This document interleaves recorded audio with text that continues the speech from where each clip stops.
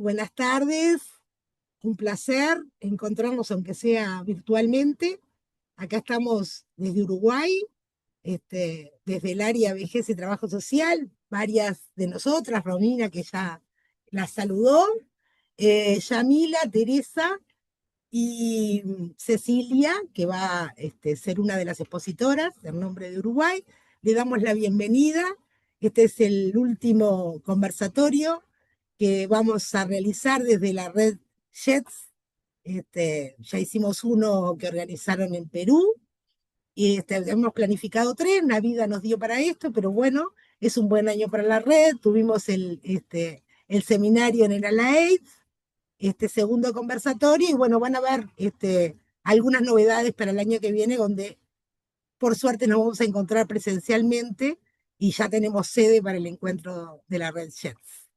Y también tenemos que ir pensando en las nuevas autoridades.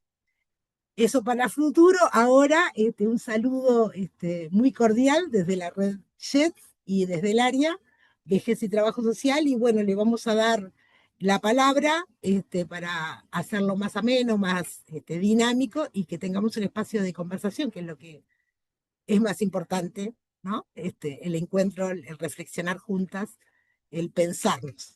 Así que bueno, en primer lugar estaba convocada Blanca Mirtaela Tames.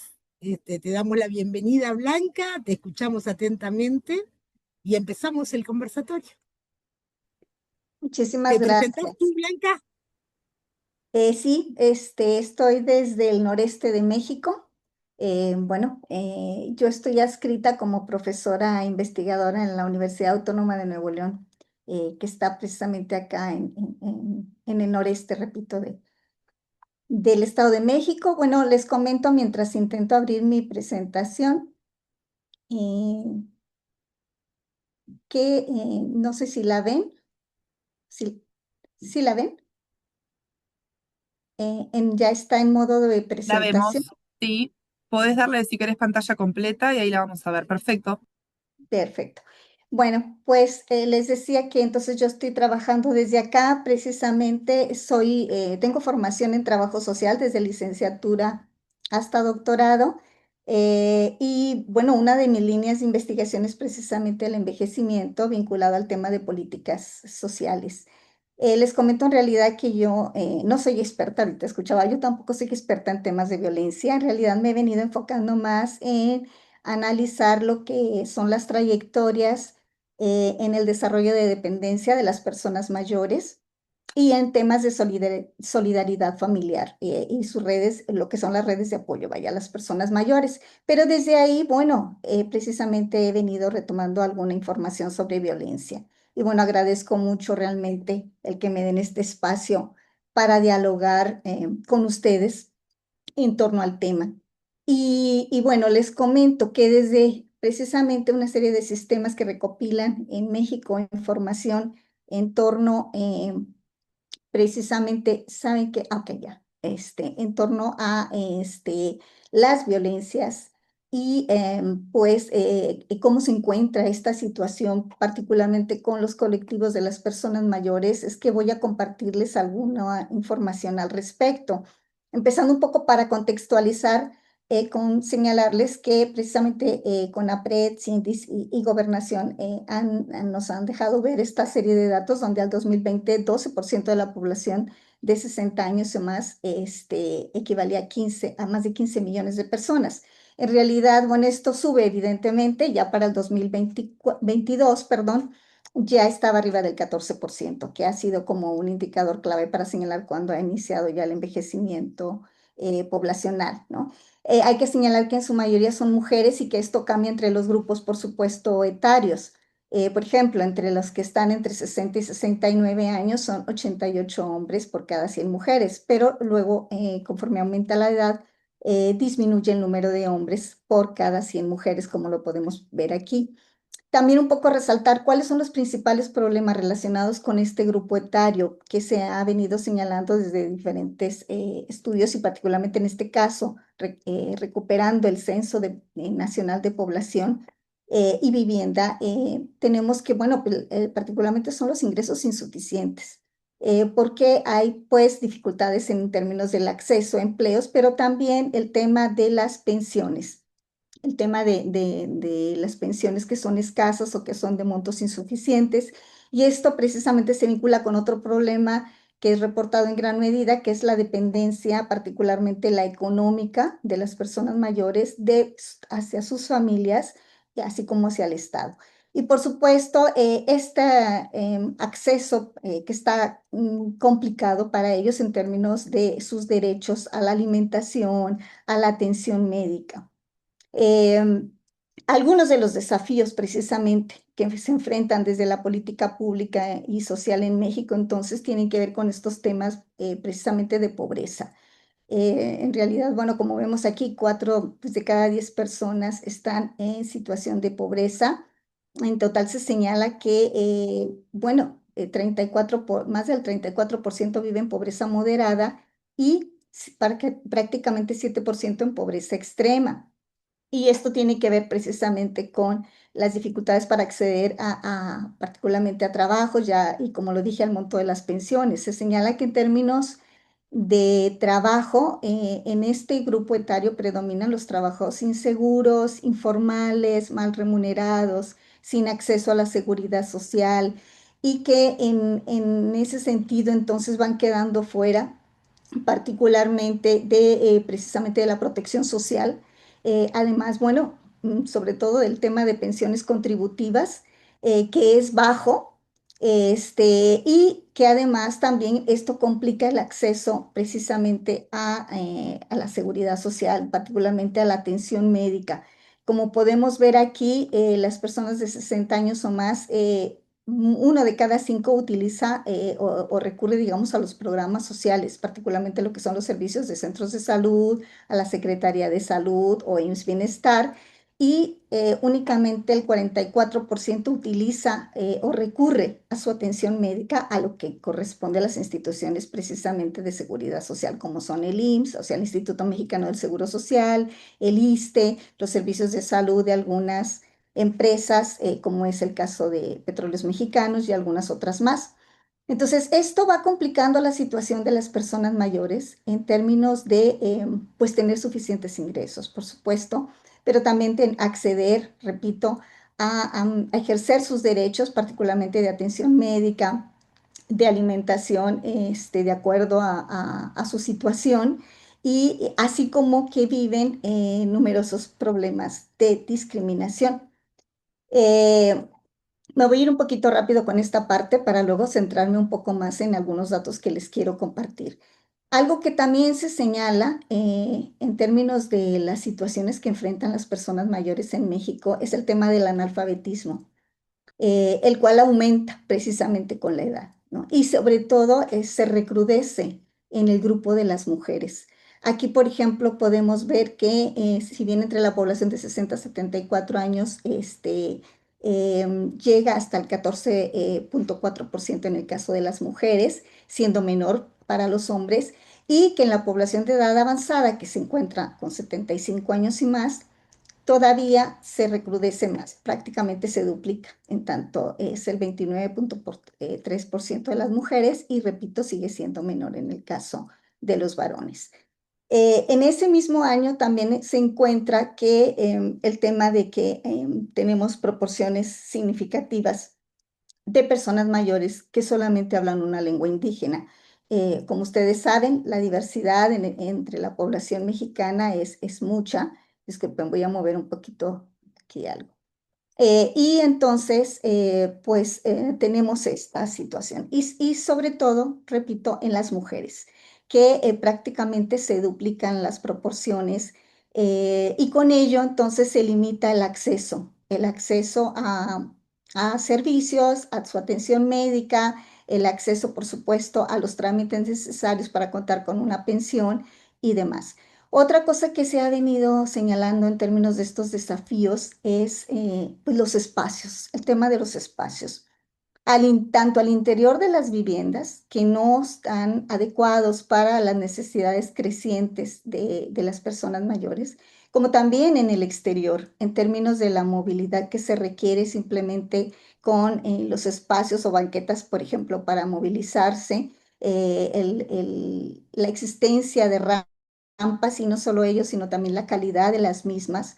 Y muchos otros elementos más de infraestructura como son nuestro transporte, que no está pensado para las personas mayores, los temas, ya sabemos, de cajeros automáticos y otra serie de elementos a los que ellos tienen que recurrir y que evolucionan, se actualizan, pero no pensándose en las necesidades de las personas mayores. Y entonces, bueno, repito, bueno, gran parte de estos desafíos tienen que ver con estas problemáticas, particularmente, bueno, pues estos tres problemas señalados también por la encuesta nacional sobre discriminación implementada en el 2022 en nuestro país, que son básicamente la insuficiencia de la pensión para cubrir las necesidades básicas en uno de cada tres personas mayores, pero también la falta de oportunidades laborales y la falta absoluta de una pensión. En tanto se ven complicados con el tema de los trámites y una serie de criterios, documentación que se solicita para ello, ¿no? Entonces, se requiere pues de una política y falta una política integral dirigida a las personas mayores en nuestro país que, que les permita pues esto, garantizar la cobertura de sus necesidades y el acceso a sus derechos. Por supuesto, sobre todo en términos de cuidado. Yo creo que el gran pendiente de las políticas integrales es particularmente esto. Los temas de cuidado apenas empiezan a colocarse en la mesa para su discusión, para su revisión. Y pues todo ello, por supuesto, va generando pues el que también se incrementen los temas de violaciones a los derechos de las personas mayores, ¿no? Es necesario recuperar sus voces, es necesario analizar la heterogeneidad de los grupos, a la que ahorita me quiero referir con algunos datos de cómo la situación es muy diferente, por supuesto, entre los distintos colectivos de personas mayores. Y bueno, algunos datos, ¿no?, sobre violencia. De acuerdo a esta misma encuesta, la encuesta nacional sobre discriminación, señala que más del 60% de las personas mayores, perdón, en nuestro país señala haber sido discriminada en función de su edad o por su edad durante los últimos 5 años. Y esta discriminación además se agrava cuando la cruzamos con otras de las formas de desigualdad, por supuesto, como es el caso del género. Evidentemente, esta suele ser mayor, como ahorita vamos a ver en algunos datos, entre las mujeres, pero también cuando se ve la clase social, por supuesto, la etnia y algunos otros elementos como el contexto de residencia, bueno, entre otros, ¿no? La exclusión a las personas mayores en gran medida se genera en función de estereotipos negativos acerca de la vejez, ¿no? Estereotipos, prejuicios y estigmas o perviven, digamos, en la población. Esto ha sido señalado por la Comisión de Derechos Humanos. Y entonces se demanda, pues, el ir desde la política pública y social en términos de la construcción de espacios libres de discriminación, donde éstas puedan ejercer sus derechos, ¿no? Y un poco retomando a Macy y Ledra, quiero señalar que, bueno, algo que también observamos acá, particularmente desde la mirada del trabajo social, es la necesidad de analizar la violencia considerando a esta no como sucesos o eventos, ¿no?, que se presentan de forma individual y derivados de una situación particularmente personal y relacional, sino que debe de ser vista de una forma mucho más amplia, crítica, considerando que en realidad estos pues forman parte de un epicentro mucho más amplio, ¿no? O sea, realmente tenemos que ir a ver estas violencias en términos simbólicos, estructurales, que precisamente dan cuenta de estas violaciones en los derechos de las personas mayores y que tienen que ver con elementos de tipo cultural, estructural. Algo que quiero señalar así brevemente es que en el caso de México, particularmente acá en el norte, pues predomina fuertemente la ideología neoliberal, que como sabemos, pues apunta o prioriza lo que es la juventud, la belleza, la moda, siguiendo principios de competencia, de eficiencia, de productividad, de actualización, y eso, por supuesto, va mermando la visión en torno a la vejez. Algo en lo que me interesa detenerme un poco es en la relación que hemos venido observando entre dependencia y maltrato. Bueno, y aquí aprovecho para señalar esto, ¿no? Que en México todavía siguen predominando los estudios que justo esto, se enfocan más bien desde una mirada, un posicionamiento desde el enfoque biomédico y demográfico, que apuntan más a justamente esta cuestión en términos más biologicistas, digamos, y viendo básicamente por la necesidad solo económica. Y en este sentido, bueno, algunos de los estudios que precisamente intentan visibilizar las diferentes formas de maltrato han señalado que esta está fuertemente vinculada al tema de dependencia. El desarrollo de dependencia aparece como una constante, sobre todo en los casos de negligencia. La negligencia se presenta en mayor medida con las personas mayores, y esto lo han reportado diferentes estudios, que aquí señalo algunos de ellos.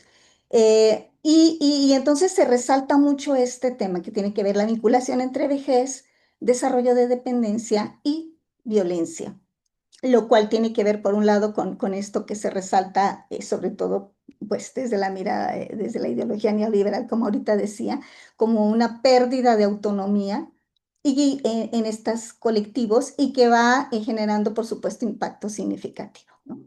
Primero en condiciones económicas, pero también en las sociales e incluso en las afectivas. Y bueno, pues no me voy a detener mucho aquí, disculpen, para que no se me coma el tiempo, que no se me acabe el tiempo.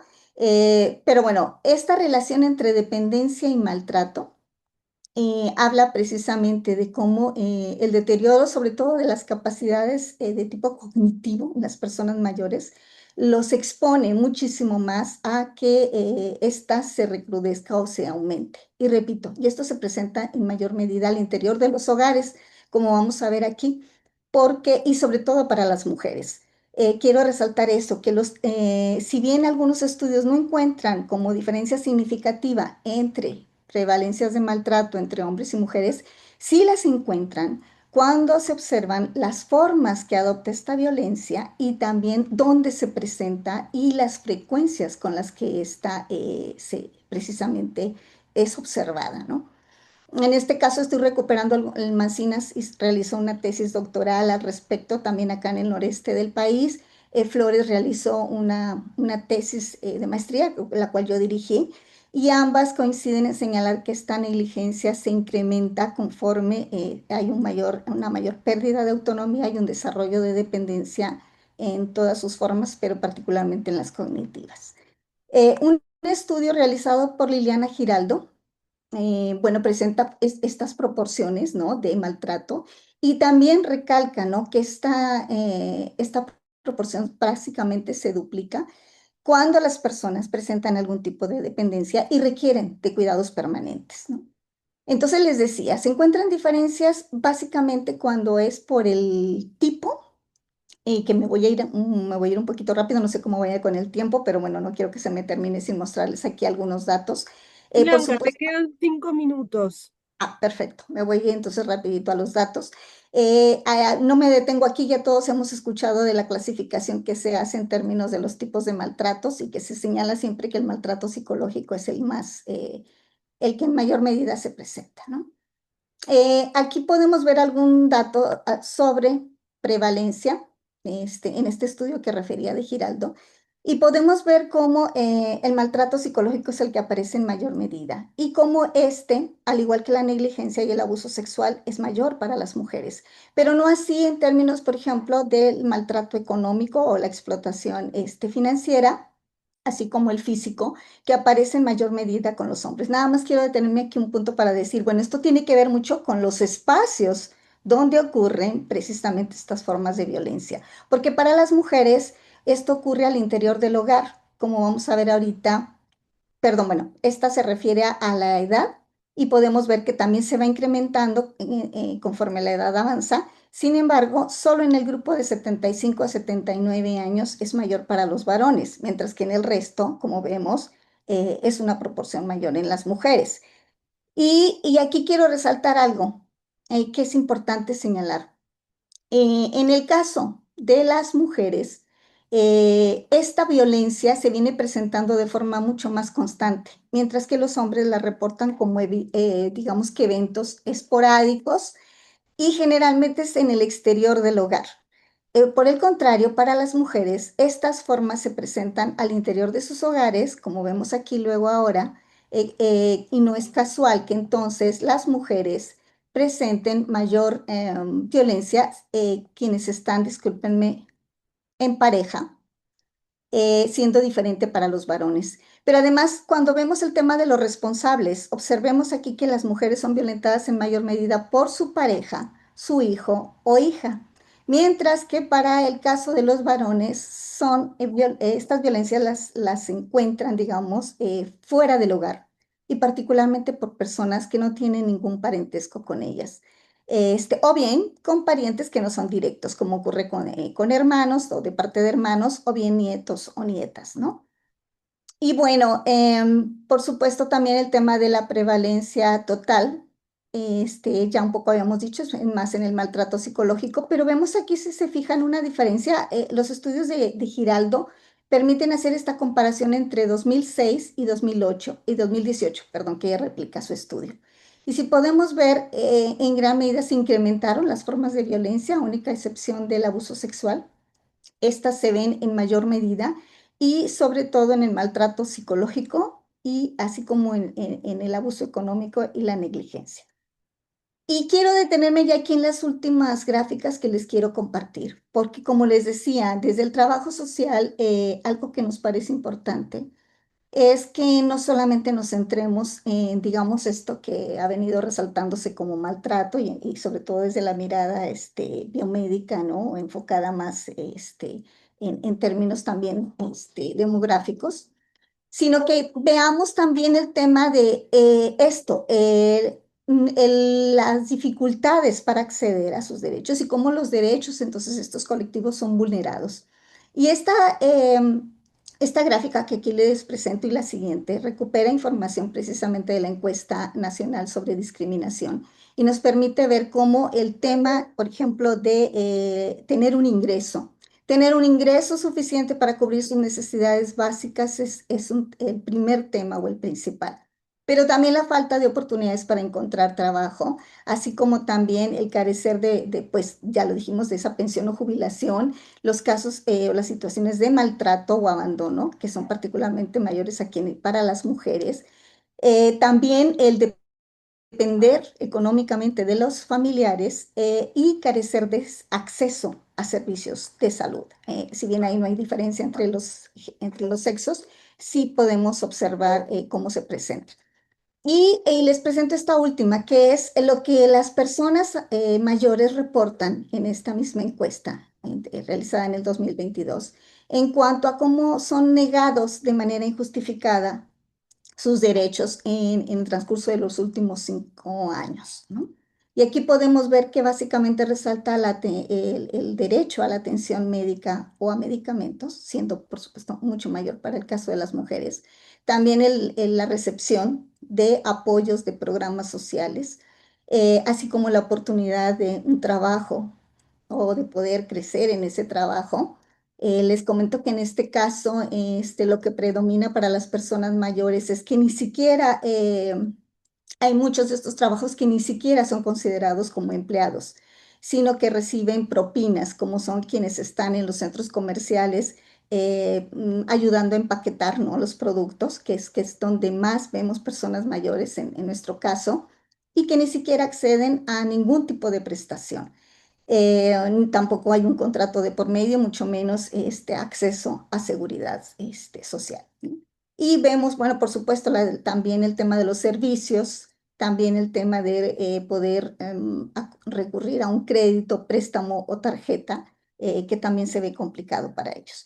Y un poco los temas sobre los que yo quisiera colocar sobre la mesa en este caso para reflexionar es cómo, pues evidentemente esta violencia a las personas mayores muestra una diversidad de situaciones y un abanico, por supuesto, de situaciones que es importante analizar. Van desde la discriminación y la presencia de negligencia hasta formas mucho más evidentes, ¿no?, y objetivas que marcan el cuerpo o que son de carácter psicológico. Se encuentra, por supuesto, esto deriva, perdón, a múltiples efectos en la salud física, mental, pero también en la economía, en las relaciones, en las dinámicas familiares que se ven claramente afectadas. Esto que tiene que ver con la solidaridad entre las generaciones, se va viendo particularmente complicada también y cada vez en mayor medida, particularmente para las mujeres. Y esto desde nuestro punto de vista, pues es importante que sea analizado de una forma profunda, crítica, sobre todo recuperando las voces, las experiencias de las personas mayores y haciendo alusión a este reconocimiento de la heterogeneidad presente al envejecer, pero también esto de las múltiples violaciones a sus derechos.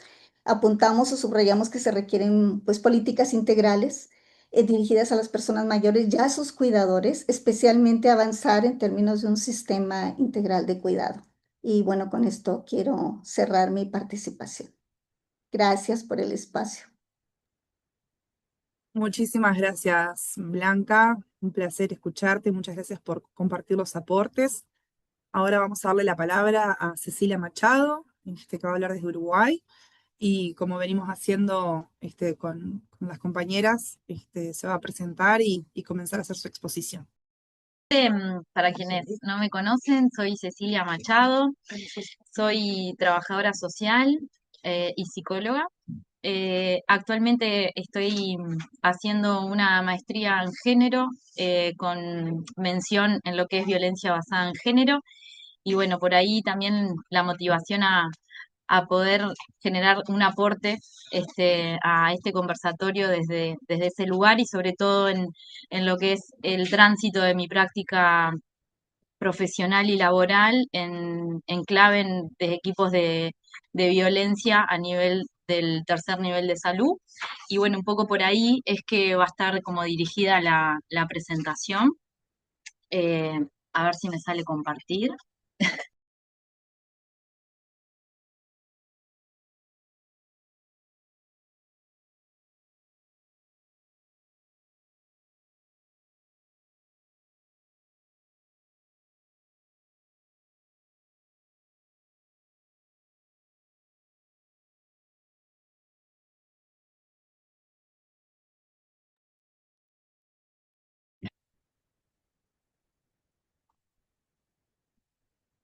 ¿Ahí se ve?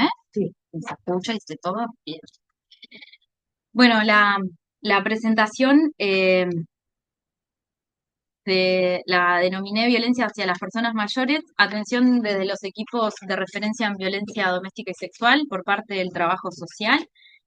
Quizás ahí un poco escuchando a Blanca, también se me vino como primero hacer como algunas puntualizaciones con respecto a las situaciones de violencia como en general, ¿no? En esto de entenderlas dentro de una relación desigual de poder y sobre todo en lo que tiene que ver con la aprehensión y la construcción subjetiva de lo que son los roles de género y los estereotipos, un poco de lo que mencionaba Blanca, bueno, cómo influyen los estereotipos a lo largo de nuestras trayectorias de vida y cómo eso se va construyendo una subjetividad de lo que es ser este, una persona mayor con respecto a los roles asignados, ¿no?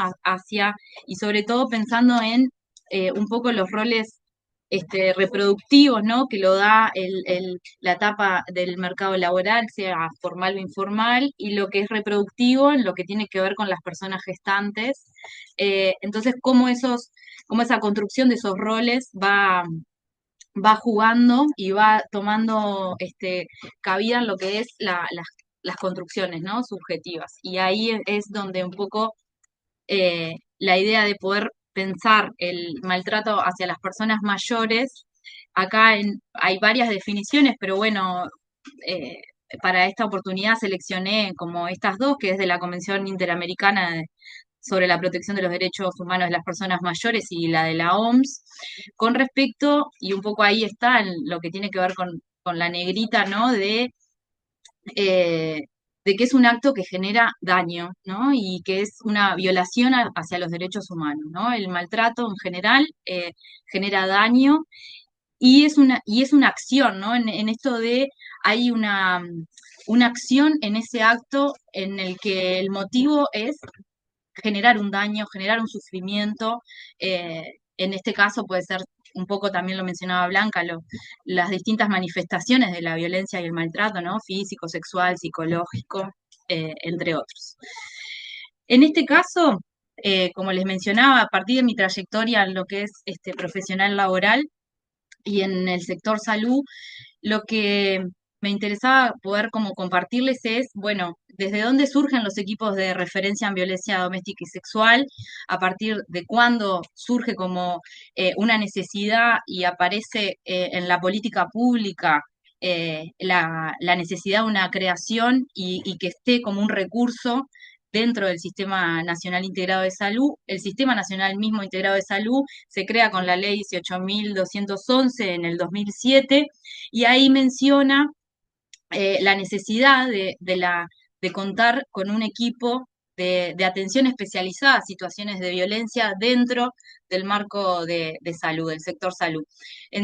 Nosotros tenemos dos leyes de violencia importante, que es la ley de violencia doméstica, que es la 17.514, y la ley basada en género, que es la 19.580.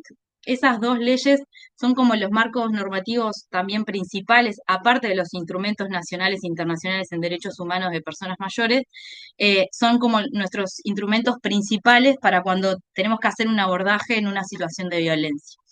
En eso, un poco para comentarles parte de lo que son las funciones principales de los equipos de referencia, tienen como varias patas, ¿no? Una que tiene que ver con la atención más directa de las situaciones, recepcionar la situación, intervenir, y después una responsabilidad que tiene que ver con la parte como institucional. Bueno, los equipos de referencia tienen no solo que sistematizar datos y generar datos para una futura construcción de una política pública en materia de violencia, sino que también requiere de un asesoramiento a lo que son las direcciones técnicas de los sectores de salud, tanto públicos como privados, eh, para generar como una atención lo más integral y cuidadosa posible. En eso, para eso, quienes no conocen, los equipos de referencia depende, cada sector de salud es la conformación que tienen. Un poco acá yo les presento, bueno, cuáles son las disciplinas que comúnmente están a la vuelta de lo que es la conformación de los equipos de referencia.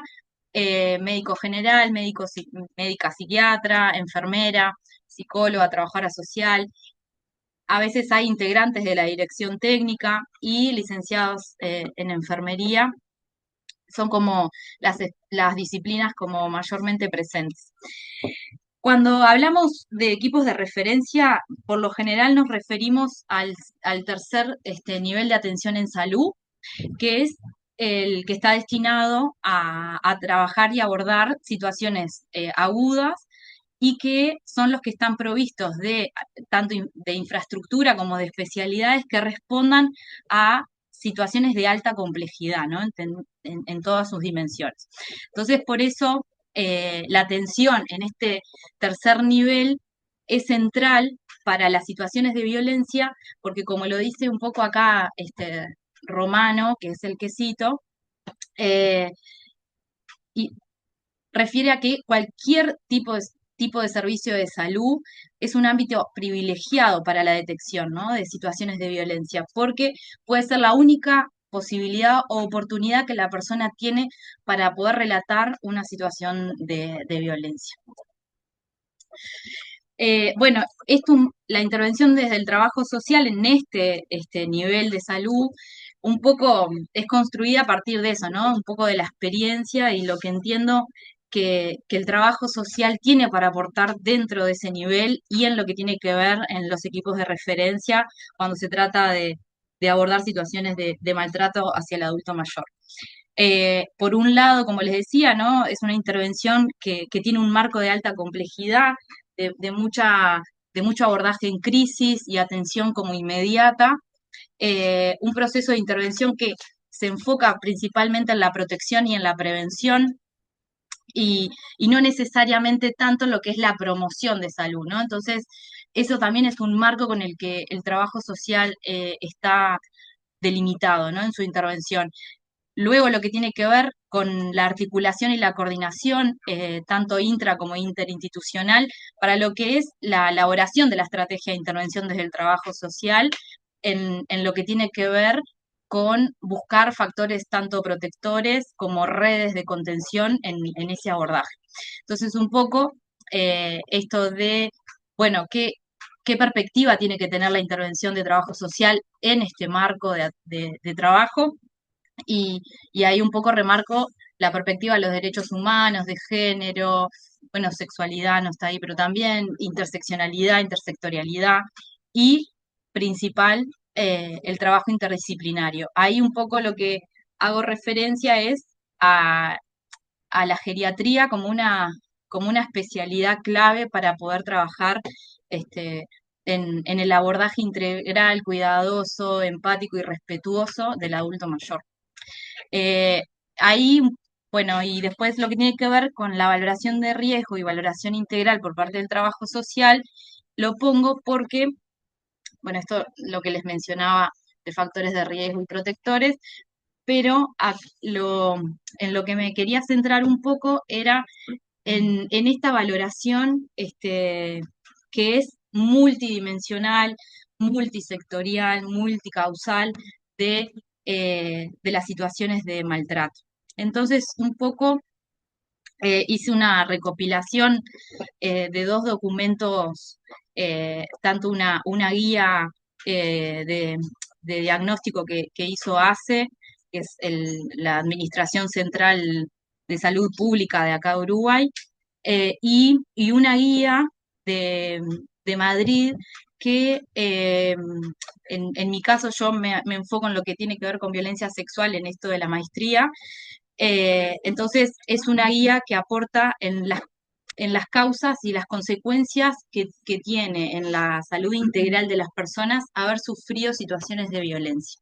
Entonces, un poco, no me voy a detener a leer como los indicadores, y aparte esto va a estar como accesible, pero sí es como importante tener en cuenta lo amplio de los indicadores que tenemos que observar y poder determinar para valorar si una situación, si estamos frente a una situación de alto riesgo, de mediano riesgo o de bajo riesgo. Entonces, en este sentido, ahí hice como una distinción entre lo que son los indicadores de riesgo en general en las personas mayores, cuáles son los indicadores específicos de maltrato físico, ¿no? En qué nos podemos detener, los indicadores de maltrato psicológico, de económico y patrimonial, lo que son de negligencia, un poco Blanca también decía, ¿no? De negligencia, bueno, pero la negligencia física, la psicológica, cómo afecta en la integralidad. Eh, y después lo que tiene que ver con, bueno, un poco esto también, ¿no? A modo de reflexión propia, que en qué nos aporta, ¿no? La valoración de estos indicadores, ¿no?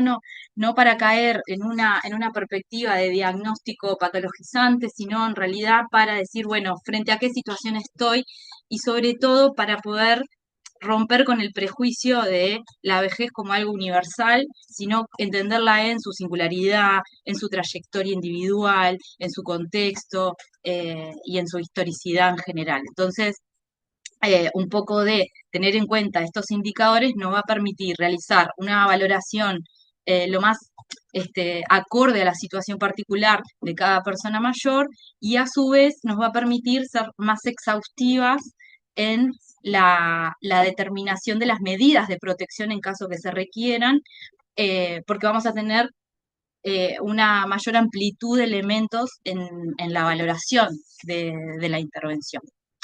Y bueno, y por ahí lo dejo. Muchas gracias, y bueno, y todo para discutir y intercambiar y demás. Bueno, muy bien, muchas gracias. Muchas gracias, Ceci, por la participación. Ahora vamos a darle la palabra a Raquel Cuentas. Ahí yo me muteé. Bien. Raquel, cuando quieras comenzar Sí. y presentarte, te escuchamos. Sí, muchas gracias por la invitación. Creo que es relevante y necesario conversar, intercambiar no solamente datos, sino también opiniones, también de lo que observamos como trabajadoras sociales, pero también de lo que venimos vivenciando en nuestro cotidiano trabajo, ¿no? Yo les he escuchado con mucha atención que algunas de ustedes han dicho que no son expertas en los temas de violencia, pero creo que desde el pregrado de trabajo social tenemos una formación muy integral, creo que de las más completas que hay en las ciencias humanas y sociales. Por eso no solamente pensamos, diseñamos, sino también intervenimos, ¿no? Y creo que como mujeres que somos, ¿no? La gran mayoría, aunque ha entrado por ahí Raúl, creo, y otros compañeros, creo que sí es vital en estos tiempos de tantos desafíos el hablar de las violencias, la violencia de género, de la violencia hacia las mujeres adultas mayores en especial, ¿no? Y un poco yo quería compartir con ustedes algunas reflexiones que he venido desarrollando y también escuchándolas a ustedes, ¿no? Yo he titulado esta pequeña presentación sobre discriminación y violencia de género en mujeres mayores, una realidad silenciada, ¿no? Para empezar, yo creo que hay que situarnos desde esta perspectiva feminista del enfoque de género para entender dos cuestiones, ¿no?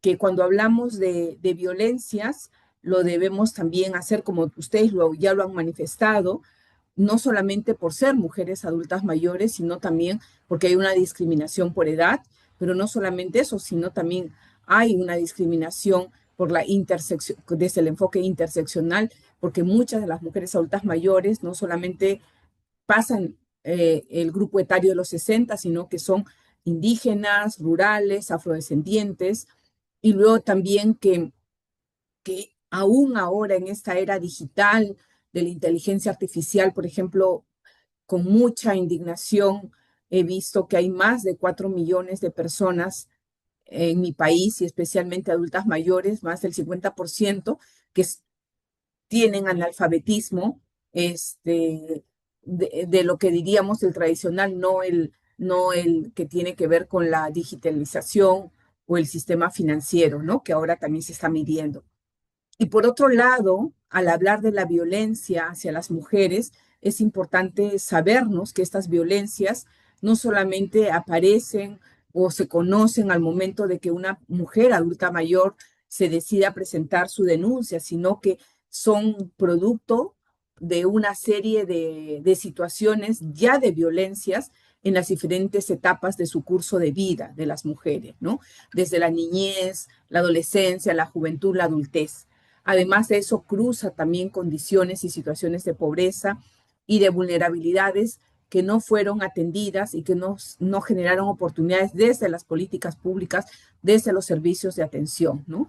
Por otro lado, este tipo de violencias que hoy asistimos y vemos, no solamente hacia el grupo de las personas adultas mayores, especialmente las mujeres mayores, sino en todas las etapas de la vida, están generando exclusión social. ¿Por qué exclusión social? Porque nuestra sociedad, nuestros países y especialmente el Perú, no ha tenido una mirada asertiva, empática, de desarrollar factores protectores de resiliencia y se quedaron solamente con este enfoque de la disfuncionalidad, ¿no? Familias, personas disfuncionales porque están atravesadas de la violencia, pero no tuvieron este marco de lo que ustedes ya me han antecedido y han dicho, oye, hay relaciones de poder, estamos en una sociedad todavía patriarcal, machista, donde las mujeres no son concebidas como sujeta de derechos en su gran mayoría, y más aún las personas adultas mayores, ¿no? Que en esta sociedad patriarcal, machista del consumo, son de descarte, son una carga, no sirven para nada o ya no le sirven al grupo familiar. Entonces, esta mirada mucho más completa, ¿no? que debemos entender a las violencias y también de que hay feminicidios que ocurren en las personas adultas mayores. Quizás están todavía hay un subregistro de los mismos, pero no quiere decir que no haya la violencia sexual, la violencia patrimonial, la económica hacia ese grupo de mujeres, ¿no? Entonces, aquí no solamente hay una doble discriminación, como he puesto ahí, sino hay hasta triple y cuádruple discriminación, porque hay una intercepción que agrava las condiciones de las mujeres adultas mayores en su etapa de la vejez, ¿no? Por otro lado, quería presentarles un poco las estadísticas de mi país que están en el portal del Ministerio de la Mujer y Poblaciones Vulnerables, pero yo les decía que no solamente basta presentar estas estadísticas que están hasta septiembre. Yo he tratado de serles un poquito amigables a lo que habían registrado y decirles que para septiembre de este año habían 8,226 casos, ¿no?, registrados de denuncias de las personas adultas mayores, de las cuales el 73% corresponden a mujeres y el 27% a hombres, ¿no? Un poco lo que ya Blanca y las otras compañeras nos comentaban.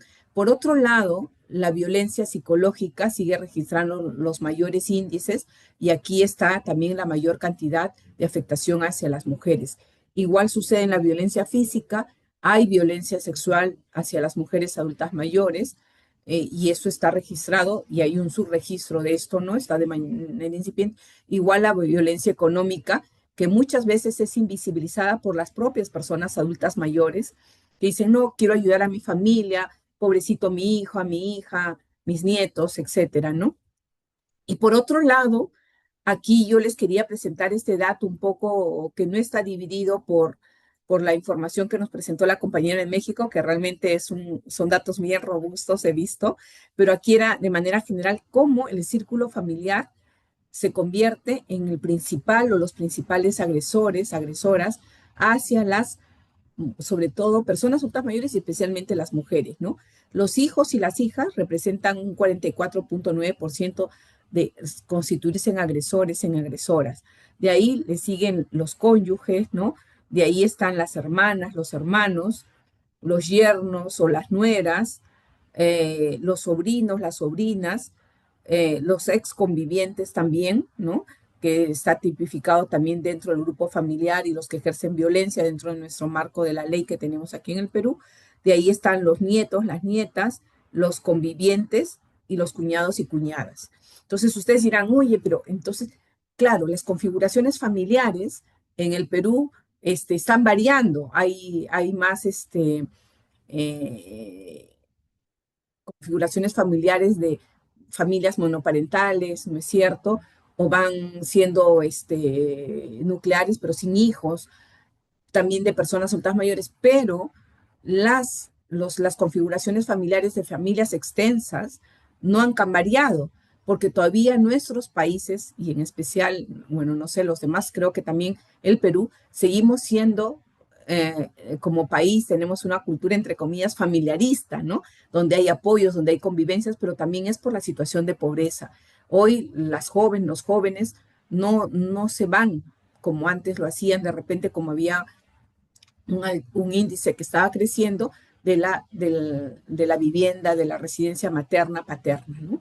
Y esto también tiene que ver con el tema de los cuidados. O sea, estamos en un sistema, queremos instaurar un sistema de cuidados, pero cuando los principales cuidadores, que son los familiares, son también los principales agresores, ¿no? Agresoras. Por otro lado, les quería compartir que un poco viendo estas estadísticas, también yo había notado que hay violencias que se desconoce su actual magnitud. Por ejemplo, la institucional y la simbólica, ¿no? La institucional es aquella que está, pues, referida a cómo se trata o se abusa en los servicios, sobre todo públicos, ¿no?, de salud o también de protección social o en general, y cómo las políticas públicas no solamente tienen que ser declarativas, leyes, ¿no?, en papel de blanco y negro, sino también tienen que ser empáticas, no tienen que tener ese sesgo de género, ¿no? Igual que los instrumentos al momento de captar, por ejemplo, si una un grupo familiar o una persona adulta mayor es pobre o no pobre, esos sesgos, los instrumentos no son igual las políticas, no es que no tengan enfoque de género, porque son desarrolladas, son aplicadas, igual que los servicios sociales por personas. Entonces sí faltaría ahí hacer una investigación, generar mayor evidencia. Igual en el lado de la violencia simbólica, donde los edadismos, los estereotipos, pues están a la orden del día, ¿no? En los medios de comunicación, en nuestra cultura cotidiana, en los microedadismos que hay en los vínculos relacionales con y desde las propias personas adultas mayores, en las instituciones públicas, de la sociedad civil, privadas. Entonces sí pensaba que era importante esto porque estamos también, la gran mayoría de nosotras formamos parte del mundo de la academia y sí es importante desarrollar investigaciones. Por otro lado, y ya casi para terminar, quería presentarles esta referencia que encontré, que lo hizo HelpAge en el 2021 y que creo que también nos pueden ayudar a estas reflexiones y tienen que ver cuáles son esas barreras que impiden detectar el maltrato, las violencias hacia las personas adultas mayores. Desde las propias personas adultas mayores, también hay que decirlo, ¿no? Está la negación, la dependencia, la culpa, mal estado de salud, el desconocimiento, el miedo, la vergüenza, las creencias, el deterioro cognitivo que impiden que denuncien o que soliciten apoyos, ayuda, ¿no? Y desde los responsables del maltrato y la violencia está la negación, la oposición, la resistencia y el aislamiento. Seguimos negando que al interior de las familias es donde se producen las mayores perpetraciones de violencias, feminicidios, ¿no es cierto?, abuso, negligencias. A nivel de los familiares y amigos y amistades hay un desconocimiento e incredulidad. No, ¿qué va a hacer, no? No puede ser que su hija la maltrate y tal. Desde los aspectos socioculturales está el edadismo, el sistema de creencias, la falta de concienciación, de reflexión, de conversar, esto que estamos haciendo hoy, ¿no? También desde el rol de los profesionales, la falta de formación, la falta de recursos, la incredulidad, desconocimiento, ausencia de protocolos, sistema de creencias, temor, falta de tiempo, intimidad, etcétera, ¿no? Y también desde ya las barreras estructurales es la falta de recursos y la falta de concienciación. Por otro lado, ¿no? Yo quería decir que la violencia no solamente se mide con la casuística, sino también, y eso también son estudios y evidencias que nos faltan tenerlas más desarrolladas, más robustas, es la afectación que ejerce ese tipo de violencias, de maltratos hacia las mujeres adultas mayores en su salud física y mental, ¿no? Y eso de acá yo les quiero presentar un poco, recogiendo unos estudios que hemos desarrollado y también el acompañamiento que hemos desarrollado con las mujeres indígenas campesinas del Perú que fueron afectadas por las esterilizaciones forzadas y que hoy son personas adultas mayores, ¿no?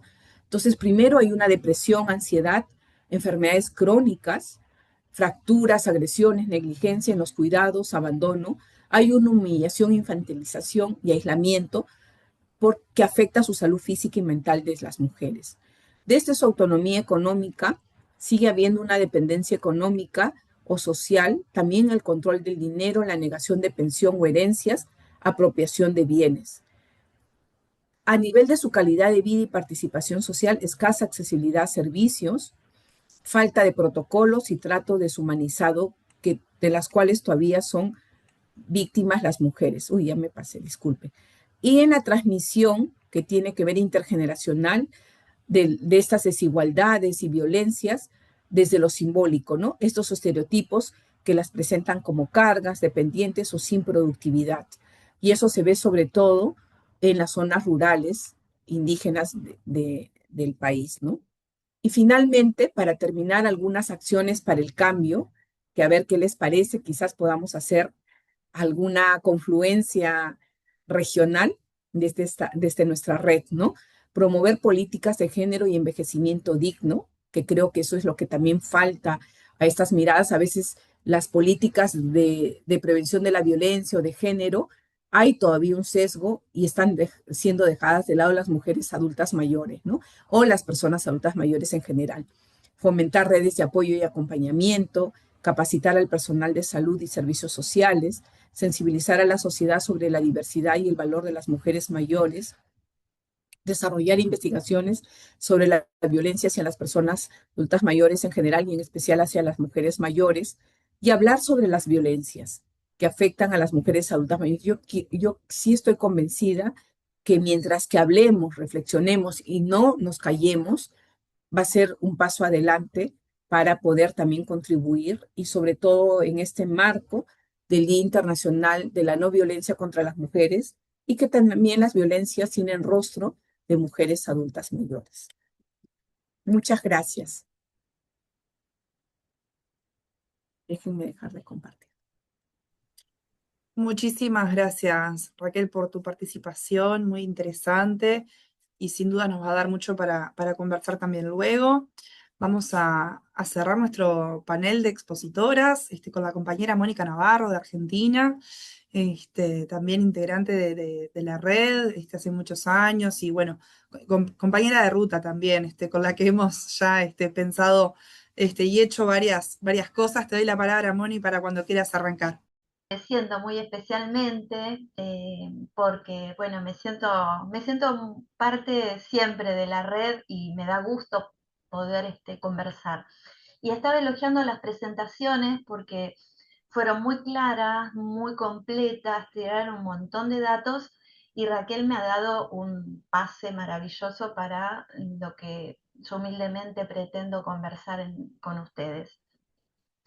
En realidad, me parece que hay que partir atando cabos claramente de la idea que las fuentes fundamentales de las violencias son las desigualdades estructurales. Es decir, porque todas esas estadísticas que pueden construirse a veces nos impiden ver que claramente hay un escenario que da lugar a ese desarrollo de las violencias. Pero yo no puedo dejar de procesar, como lo estoy haciendo en la investigación desde hace unos meses, lo que nos pasa aquí en Argentina en relación a la violencia hacia las personas mayores aquí, en el contexto de un Estado violento. Y en momentos de tanta crueldad, de tanto individualismo, sentimos la necesidad de construir tramas teóricas, porque tenemos que poder pensar qué es lo que está sucediendo. Tenemos que poder encontrar también herramientas interventivas que nos permitan. Lo veo de esta manera, de acuerdo a lo que va sucediendo con los distintos colectivos, ¿no? De feministas, de diversidades, que estamos entrando en una convergencia para crear otros modos de habitar, en nuestro caso, las vejeces. Crear y acompañar otros modos, ¿sí? De habitar las vejeces. Entonces les voy a ir compartiendo en estas imágenes. Van a ver, no me presenté ni nada, pero van a ver actividades, imágenes que tienen que ver en general, salvo una, con imágenes del programa Ancestras, que está funcionando desde 2018, y que en el contexto de este noviembre que recordamos a las mariposas Mirabal, tuvimos un encuentro el otro día donde lo que surge fundamentalmente al hablar de violencia es la violencia de Estado, ¿no? Y cómo estos ciclos de violencia nos ponen a las mujeres particularmente en una posición que revela muchos aspectos que tienen que ver con este presente. Vamos a intentar, ustedes me ayudan para que esté perfecto, se vea bien. Se ve bien ahí, ¿verdad? Se ve perfecto.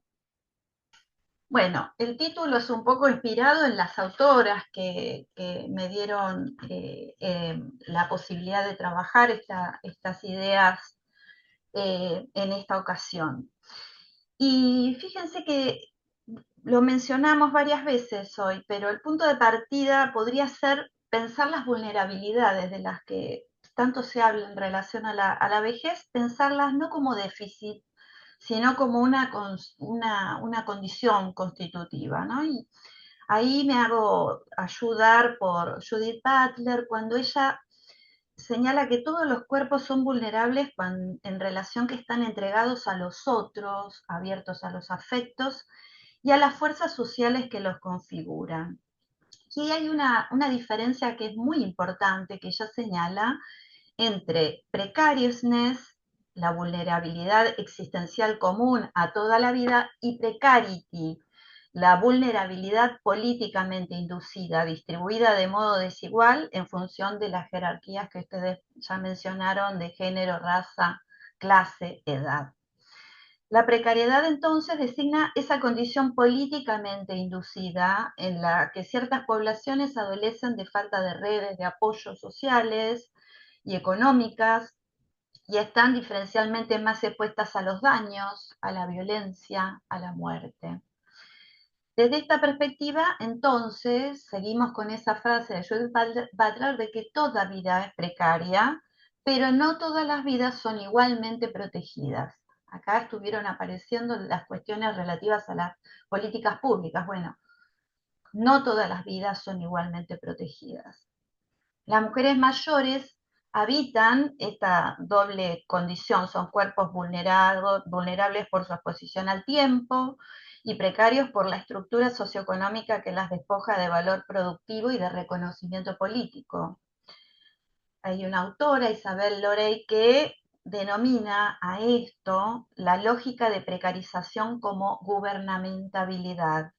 Es una forma de gobierno que normaliza la inseguridad para producir subjetividades obedientes. La inseguridad económica, la inseguridad en todos los términos, ¿verdad? Estamos hablando de neoliberalismo en su expresión actual. La precarización no es la excepción, sino la norma mediante la cual el neoliberalismo gobierna. La inseguridad se vuelve un modo de vida. Pero ahí Butler nos vuelve a tirar una soga para que nos agarremos fuerte y nos dice, no implica pasividad la precariedad, sino que puede activarse como una forma de resistencia. El cuerpo, a ver si se pasa, uy no me digas que me pase otra vez. Aquí tenemos una escena que es una escena común que se desarrolla los miércoles en la Plaza de los Congresos, ¿no? Donde hay muchas mujeres mayores, muy mayores, y varones también sometidos a la violencia policial. El cuerpo en el escenario público, en la acción desplegada junto a otros, se transforma en agente político y epistémico, es decir, tenemos que poder observar qué es lo que sucede allí cuando en ese escenario se construyen estos actores, estos agentes. Perdón.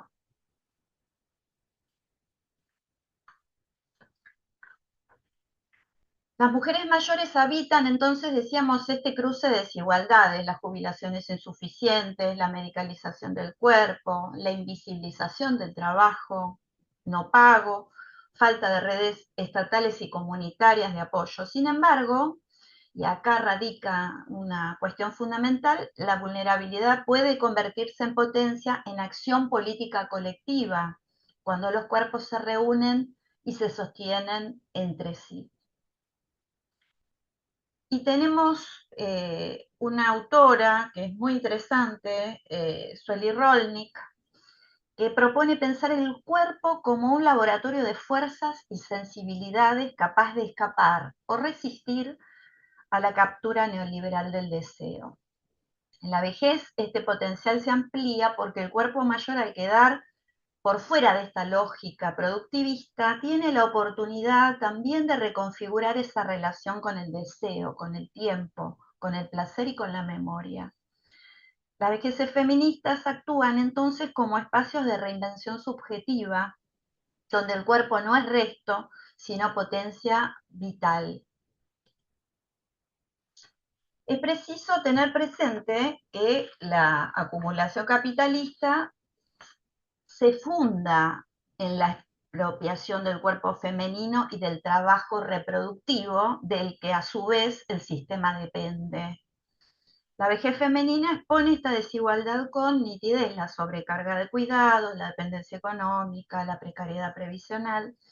Sin embargo, y es lo que estamos viendo aquí, no solo en esta imagen, en estas experiencias, sino en las de otros grupos autoconvocados incluso, en ese escenario emergen contraeconomías feministas del cuidado, redes comunitarias, prácticas horizontales, autocuidado colectivo, pedagogías del placer y modos de sostenerse que resisten la lógica del sacrificio.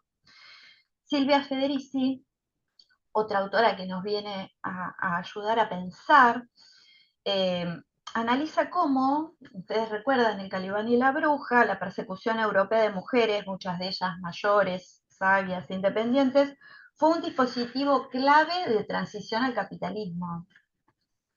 La bruja era peligrosa porque representaba saberes no disciplinados, tenía autonomía comunitaria, su propia comunidad, una relación no capitalista con el cuerpo y con el tiempo.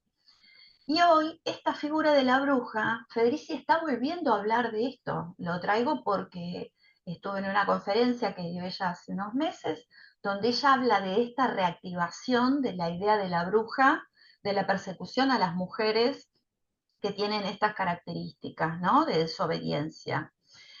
Estas brujas contemporáneas son entonces las mujeres que no responden a la obediencia neoliberal ni al mandato del retiro silencioso. Desobedecen la lógica del rendimiento, sostienen saberes colectivos y encarnan formas de vida no domesticadas. Por eso el título, ¿no? Viejas brujas, nosotras las llamamos ancestras. Y volviendo a Rolnik, el inconsciente colonial capitalístico, dice ella, hechiza las subjetividades, expropiando la potencia del deseo y tornándola instrumento de valoración del capital. Fíjense qué importante. Ella llama materia-fuerza a esa dimensión sensible del cuerpo capaz de crear sentido frente a esas fuerzas de captura que pretenden subordinarlo.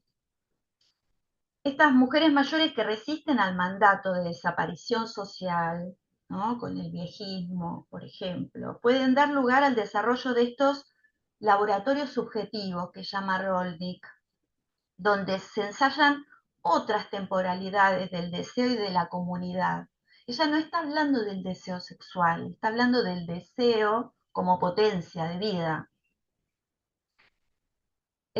Política y arte, dice, son potencias de la vida humana, potencias de resistencia y de invención. Estamos en momentos en donde los feminismos latinoamericanos confrontan esta intención de moralización neoliberal de la vida, ¿no? Esta vuelta conservadora que pretende retraer todo ese camino andado por las feministas durante décadas. Las formas neoliberales en regiones como América Latina, dice Verónica Gago, implican una violencia originaria del capitalismo que se reactualiza en la moralización, la financiarización y la militarización de la vida.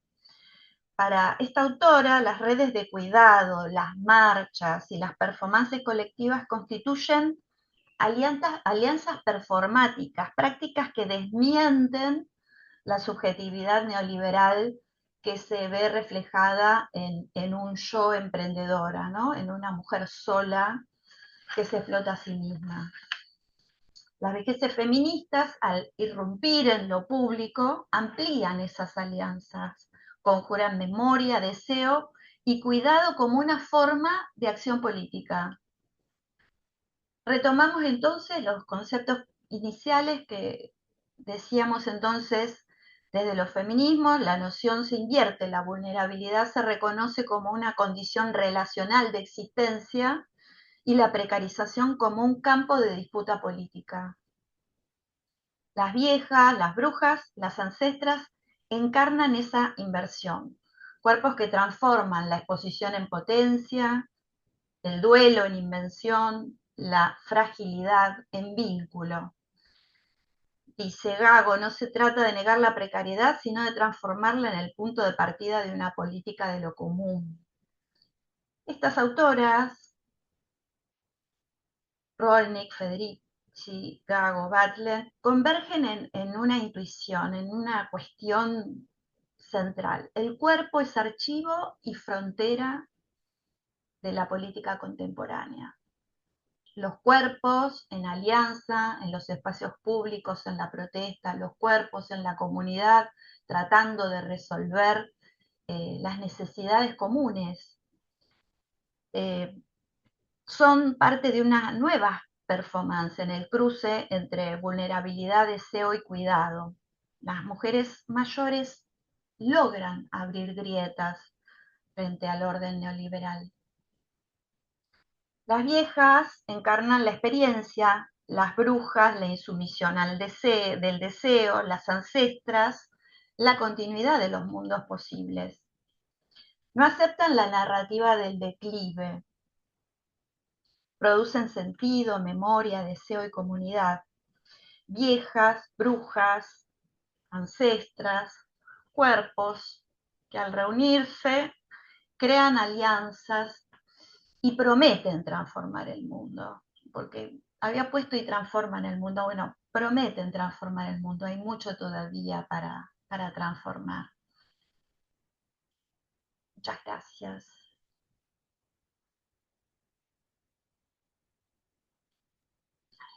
Muchísimas gracias, Mónica. Ahí dejaste de compartir pantalla perfectamente. Salió todo bárbaro. Salió todo espectacular. Muchísimas gracias a vos también, bueno, por compartir tus reflexiones, estos desafíos que nos planteás. Y ahora queremos habilitar a quienes estén participando de este conversatorio a sumarse a un intercambio, ¿no? Si hay preguntas, si hay comentarios o reflexiones propias de lo que hemos venido escuchando hasta ahora, son más que bienvenidas, bienvenidos, bienvenides a, bueno, a eso, a intercambiar. Pueden poner para levantar la mano, por ejemplo, o ir sumándose, si así nos lo permite la plataforma. A ver si hay alguien que se quiera animar a arrancar.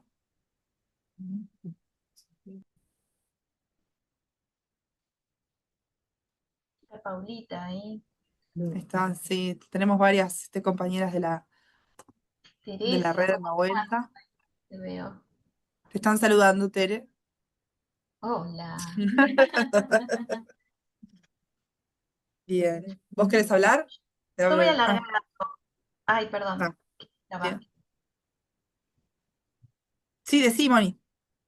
No, que me llegó lo que dijo Raquel y que viene en parte asociado a lo que fueron mostrando de las distintas dimensiones de la violencia, las compañeras y todas estas afectaciones que fue describiendo Cecilia, los panoramas que plantearon.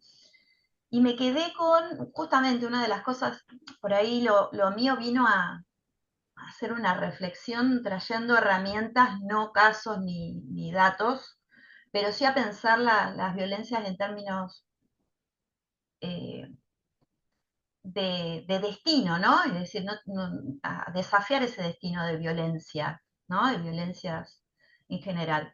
Y Raquel habló de la transmisión intergeneracional de las violencias, y me parece que ahí hay un pie para debatir todo, ¿no? Que de alguna manera lo individual no es individual, hay un orden que promueve, que fertiliza y reproduce la violencia. Y me dan ganas de preguntarles a todas qué les sugiere eso.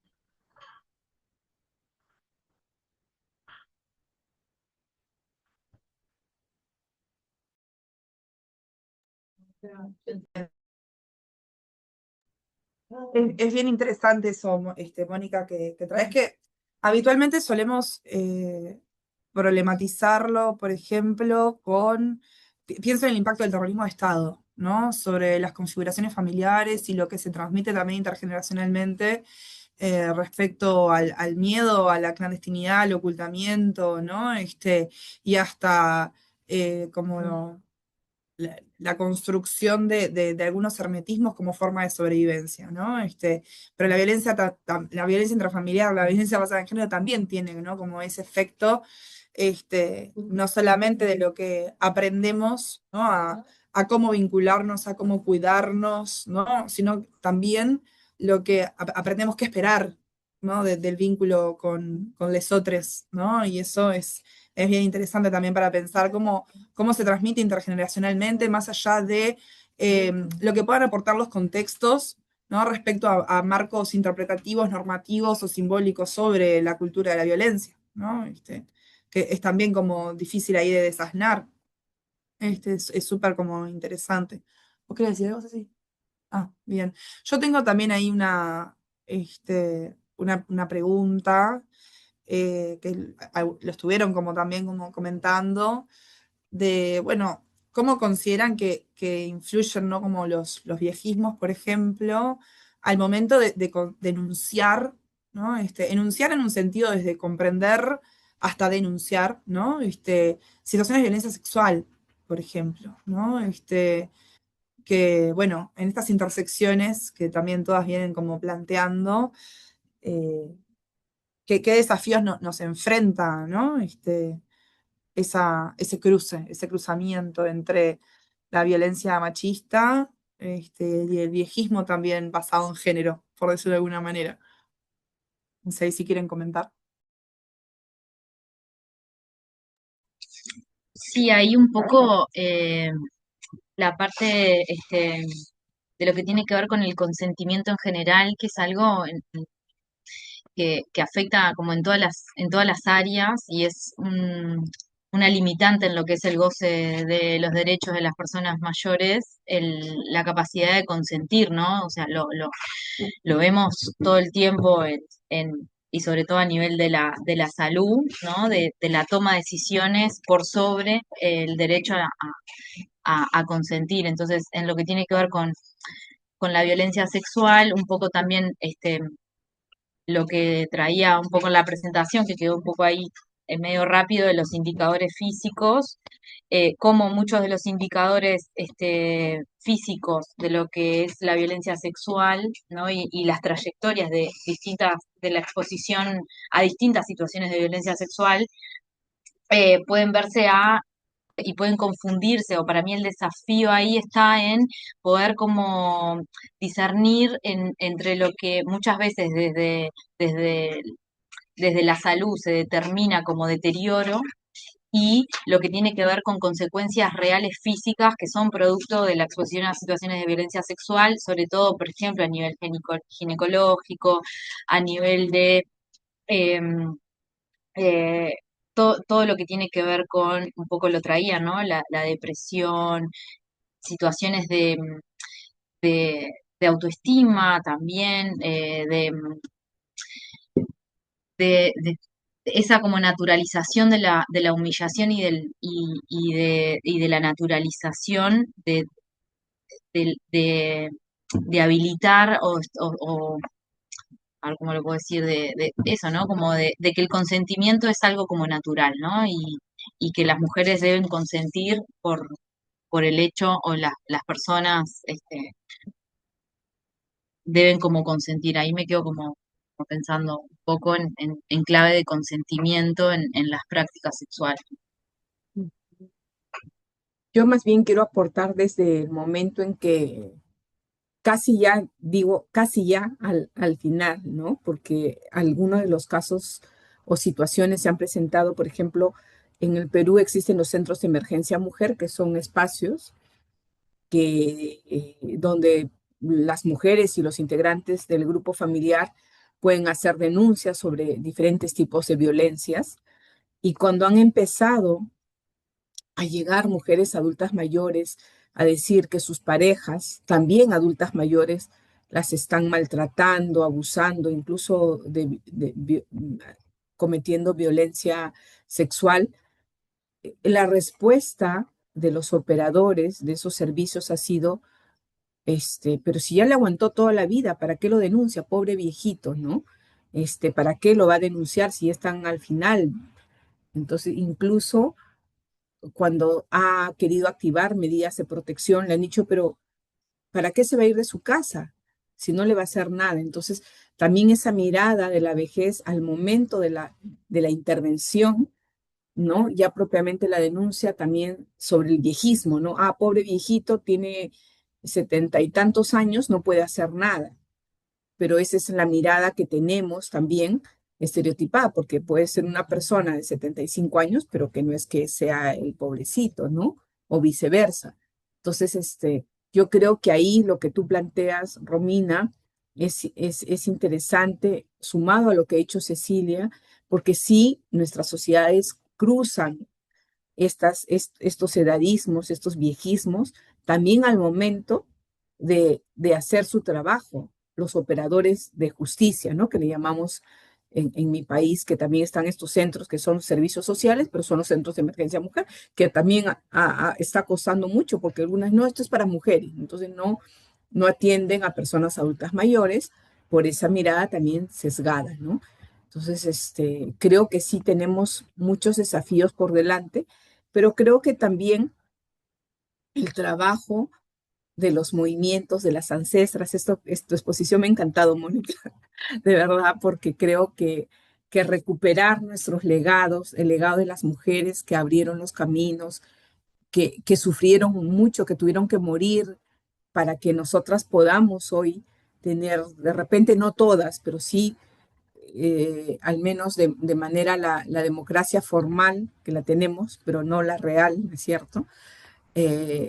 Sigamos avanzando, podamos conversar, pero creo que también todavía tenemos que tener esta mirada más situada de las realidades múltiples que hay cuando hablamos de las vejeces, también de las diversas maneras y formas de cómo se ejercen las violencias, si se trata de poblaciones rurales, indígenas, de nuestra Amazonía, afros, ¿no?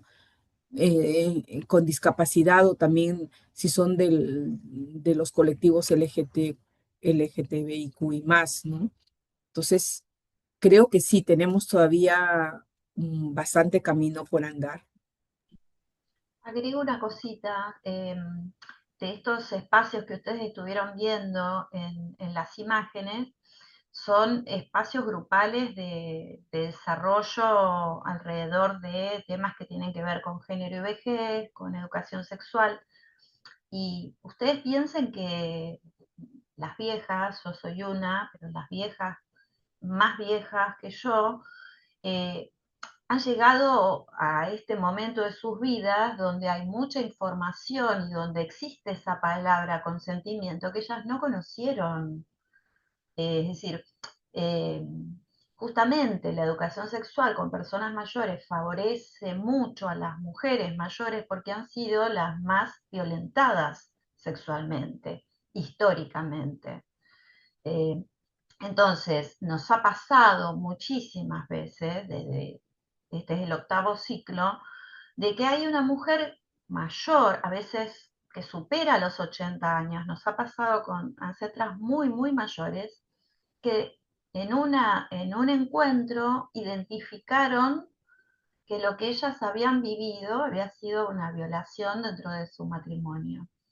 Es decir, pudieron ponerle nombre a una situación de violencia sexual repetida en el tiempo, como por ejemplo no poder decir cuántos hijos tener, cómo, cuándo y cómo tener relaciones sexuales. Es decir, estamos con muy poca información porque las mujeres mayores guardan todavía mucho mutismo, pero afortunadamente las generaciones más jóvenes eh, que tienen, digamos, una experiencia común de militancia política por los derechos humanos, las de 60, 70 años, tienen más permeabilidad por ahí para hablar de estos temas porque vivieron la revolución sexual de lejos, pero la vivieron. La intimidad fue mucho más difícil. Pero este tema es central trabajar porque justamente lo que no hay es datos sobre violencia sexual porque las mujeres mayores no pueden identificarla como tal. Eso quería aportar. Tal cual. Agrego el comentario de Paula Danel, que está en el chat, con mala conexión, por eso aclara que no activa cámara ni micrófono. Paula, compañera y referente también de la red JETS desde Argentina. comentaba que le quedaba resonando la potencia del decir, ¿no? Del perforar muros e interpelar, que tiene que ver un poco con esto que ustedes también venían comentando, ¿no? Esta necesidad de denunciar, de poner en palabras, de reconocernos también con las otras, o con los otros, ese daño que es histórico, que es común, y que también que sigue habilitando la posibilidad de transformarlo todo, también como vos decías en tu presentación, Mónica, ¿no? Y también me quedo pensando, y vuelvo a hacer una pregunta, ya que el chat está medio tímido, para todas.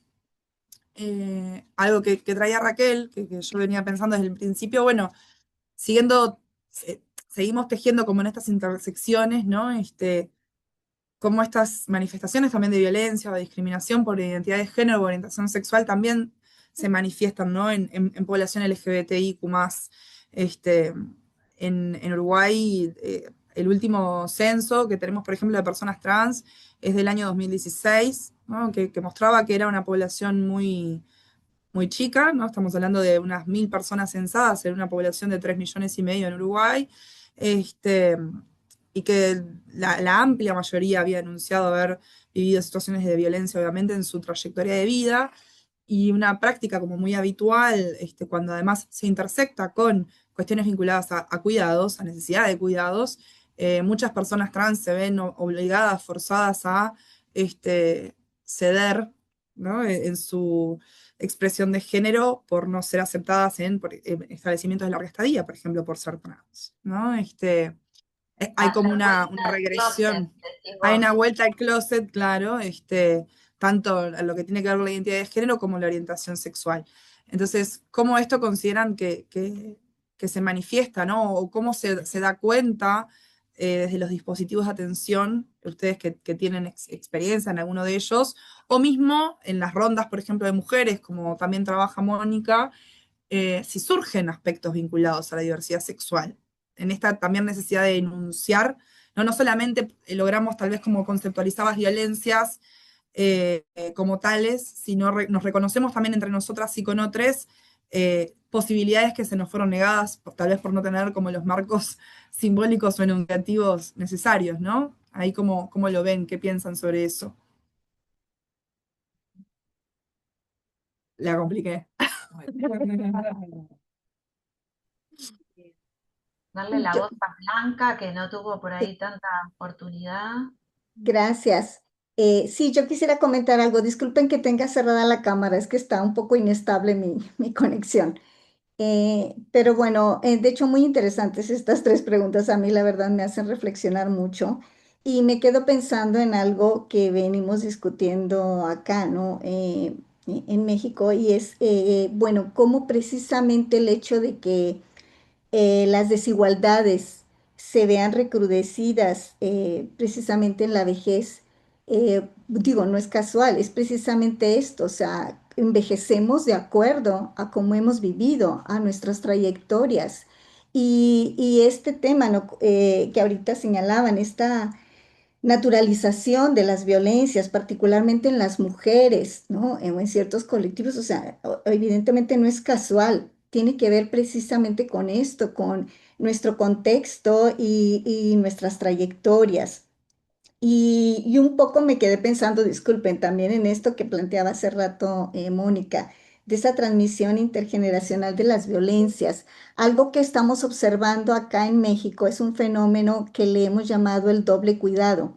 O sea, personas, de hecho, en muchos casos, personas que están cuidando a la par a personas mayores y a menores y cómo se viene reflejando al interior de las familias esto, de que en ese caso, por ejemplo, las menores particularmente, cuando son niñas, ya se les enseña desde ese momento a asistir, digamos, a la cuidadora principal, ¿no? Y cómo se van dando precisamente esas formas de reproducción, de colocarnos desde ahí y de estar viendo por la necesidad del otro. Perdón, bueno, quería comentar eso porque me hace pensar mucho. La verdad agradezco estas preguntas y me llevo mucho para reflexionar, Pero bueno, un poco algo que estamos viendo es eso, como uno de los tantos fenómenos que se presentan y a final de cuentas constituyen precisamente esas formas, ¿no? De ir transmitiendo de manera intergeneracional estos sitios, esas posiciones, estos cuerpos para otros, construidos de esa manera precisamente.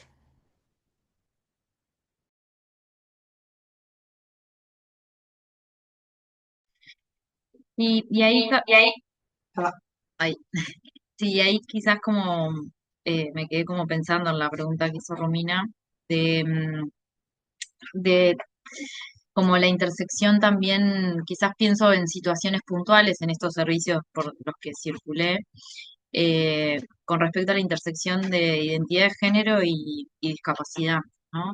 Este, la autopercepción y la vivencia de la sexualidad desde de esos lugares, eh, y un poco esto de la salida del closet en quizás servicios donde realmente se asegura una atención no basada en la discriminación.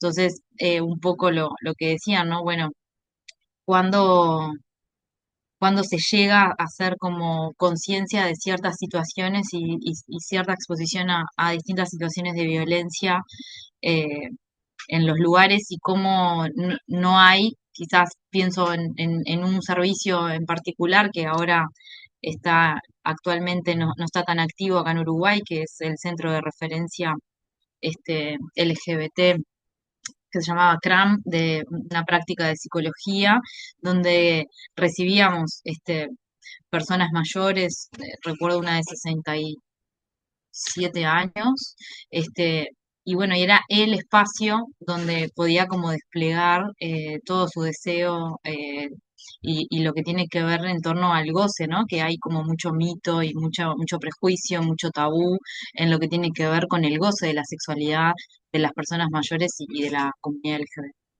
Eh, Yo quiero compartir algo, no sé si un poco con tu pregunta, Romina, que es lo siguiente. El año pasado, a raíz de la visita de la experta independiente Claudia Mahler aquí a Perú, ¿no?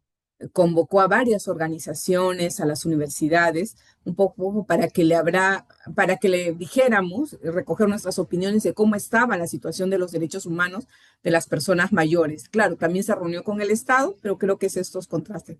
Cuando fuimos a la reunión, este, yo lo digo así entre comillas, no creo, espero que no me vayan a malinterpretar. Me causó sorpresa encontrar a los compañeros, compañeras del movimiento homosexual de Lima y a la dirigente trans, ¿no? ¿Por qué? Porque bueno, yo he trabajado muchos años en ONGs feministas, en Flora Tristán, pertenezco al movimiento feminista y siempre han estado, pero como que nunca les había observado, visto en los años que llevo acá trabajando con personas mayores, las banderas del envejecimiento de las personas mayores. Pero mi sorpresa fue grata, me gustó mucho porque, claro, dieron a conocer problemáticas que nosotras no la teníamos, por ejemplo, mapeadas o de repente tan visibles, ¿no? Y creo que escucharlas desde sus sentires, sus necesidades, por ejemplo, uno de esos aspectos fue que no podían heredar de sus parejas, ¿no? O sea, porque en Perú no está permitido el matrimonio entre, entre este grupo, ¿no? Y bueno, del mismo sexo. Y eso es uno. Y luego el otro tema del cuidado, ¿no? Porque a veces aparecían hijos, hijas o otros familiares que decían que los expulsaban, ¿no? Cuando tenían alguna enfermedad crónica. Entonces, ¿cómo, cómo estos dos hechos, sobre todo que se me han quedado mucho, marcan también estas formas también que hay de violencias hacia estos grupos, ¿no? Que van envejeciendo, pero que también creo que, que nos hace pensar mucho esta mirada segmentada que a veces tenemos de nuestras intervenciones, ¿no? Niñez, adolescencia, personas, mujeres, hombres, familias, ¿no? Cuando convivimos todos en este espacio y creo que que ese es un desafío, sobre todo para el trabajo social. Yo creo que nosotras sí podemos intervenir de esa manera más integral, transversalizada, ¿no? Interseccional, pero sí me llamó la atención y se los quería compartir a raíz de tu pregunta, Romina. Mira, no me lo había, me has hecho recordar, pero fue algo muy importante para nosotras aquí en Perú, la visita de esta Claudia Mahler, pero sobre todo reencontrarnos con quienes siempre hemos estado en las luchas en las calles, en los informes sombras, en otras luchas, pero también ahora mirando esta situación de los derechos humanos cuando uno envejece. Sí, mil preguntas, mil cosas se me ocurren a mí también, me voy a olvidar, pero nosotras tuvimos la oportunidad de trabajar con la comunidad, digamos, con un bachillerato popular trans, estuvimos capacitando cuidadores de personas mayores dentro de esa población. La película Cuidadoras, ese documental que está circulando, tiene que ver con esa población con la que nosotros trabajamos.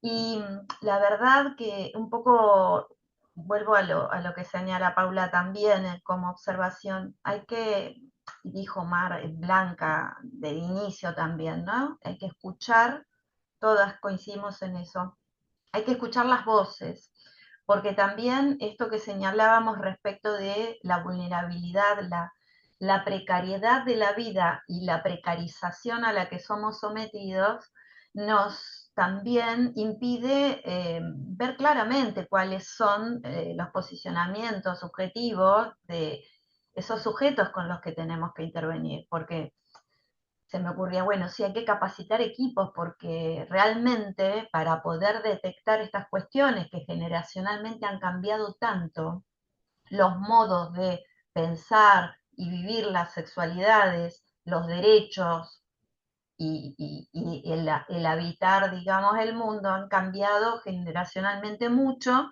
y yo me imagino equipos jóvenes hoy, tal vez usando hasta un vocabulario que las personas mayores no cuentan porque no tienen esa formación, ese lenguaje, ese vocabulario, ese léxico, pero sobre todo el mundo simbólico con el que se creció siendo viejo o vieja hoy, y esta actualidad desenfrenada, ¿no? Que nos pone palabras que no comprendemos ni siquiera nosotros ahora con respecto a la inteligencia artificial.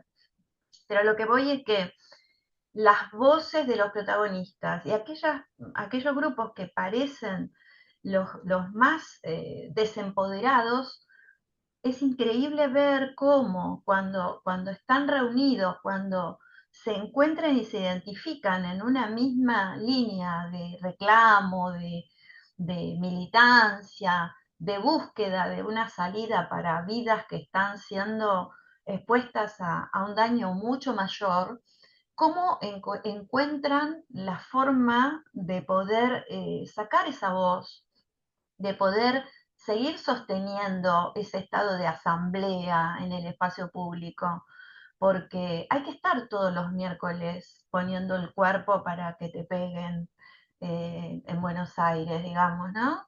Eh, y realmente estamos aprendiendo mucho de esas vejeces con una posición frente a esta lucha que no tiene concesiones, porque es la vida que les queda, ¿sí? Y es esa fuerza del grupo, del conjunto, del saberse estar en esa misma. Y lo mismo ocurre con el Estado Asambleario Permanente que está viendo aquí en Argentina, de las comunidades del colectivo LGTBQ+, los feminismos en general, estamos de asamblea en asamblea, de reunión en reunión, para poder entender, para poder hacer real acciones de cuidado concretas, porque es un momento para poner en marcha toda esa solidaridad y acciones de cuidado frente a un peligro importante, ¿no? Como es el peligro que corre la vida en el espacio público, pero también las redes de cuidado que se intensificaron a raíz de la situación económica tan crítica, ¿sí?, que estamos viviendo. Es decir, me pareció oportuno traer esa palabra tejida de distintas maneras porque están ocurriendo fenómenos que necesitan que los repensemos, ¿sí?, que con las herramientas que teníamos habitualmente no les podemos encontrar el sentido. Tenemos que poner a jugar por ahí aquellas herramientas teóricas o encontrar palabras nuevas, ¿no?, también para designar esto que vemos. Y tal vez lo que pasa en Argentina es un dato similar al que está pasando en otros países hermanos, o nos estamos pasando la posta, no sé si es que estamos en un orden de circulación, pero sí sabemos que hay un fenómeno mundial atrás de todo esto, que hay que parar, que hay que tratar de detener, porque la academia también está en peligro, la ciencia está en peligro. Es decir, hoy estamos hablando de violencia y estamos todos siendo objeto de esa violencia institucional, política, económica. Es decir, me parece que también, así como al viejismo hay que pasarlo por el cuerpo, ¿sí?, hay que, para poder disminuir el viejismo en sangre, hay que pasarlo por el cuerpo, hay que darse cuenta de cuánto viejismo tenemos aún los gerontólogos. Bueno, yo creo que también ser conscientes de que esta crisis es una crisis global, violenta de por sí, por definición, ¿no? Perdón, no sé si es muy... Gracias.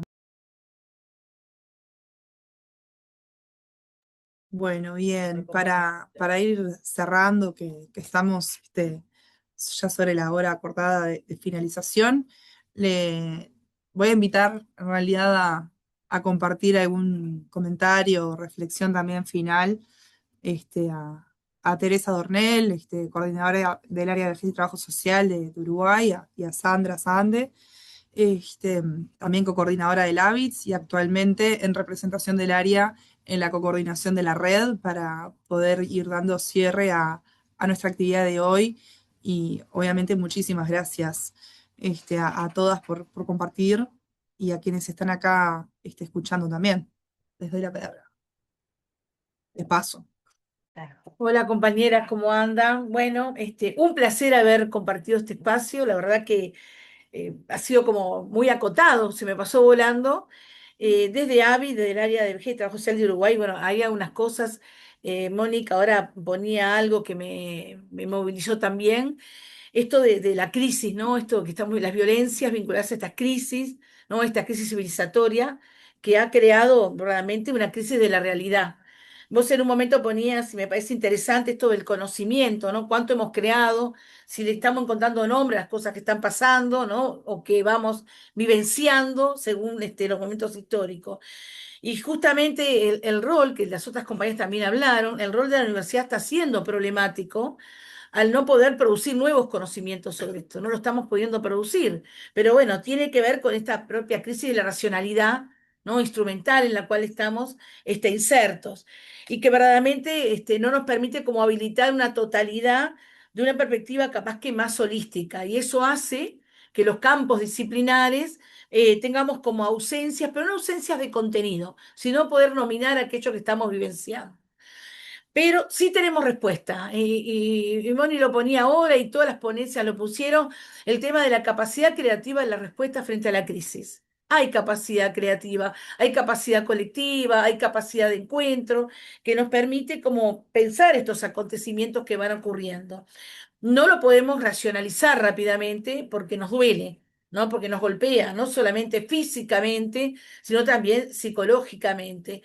Y me parece que eso es sustantivo. Bueno, pero es parte, ¿no?, de este trayecto que estamos vivenciando, de estas construcciones. En un momento algunas de las compañeras planteaban el tema esto, ¿no?, de estas sociedades muy egoístas, muy individualistas, que realmente hasta aparecen como cuadros digamos, de ausencia entre comillas, de normalidad del aparato psíquico, ¿no? Por no decir esto que aparece como algunos altruismos, algunas, digo, para no patologizar, pero verdaderamente conductas que verdaderamente son problemáticas, desde lo que es la clase gobernante hasta las propias experiencias puntuales que vivimos de la sociedad argentina.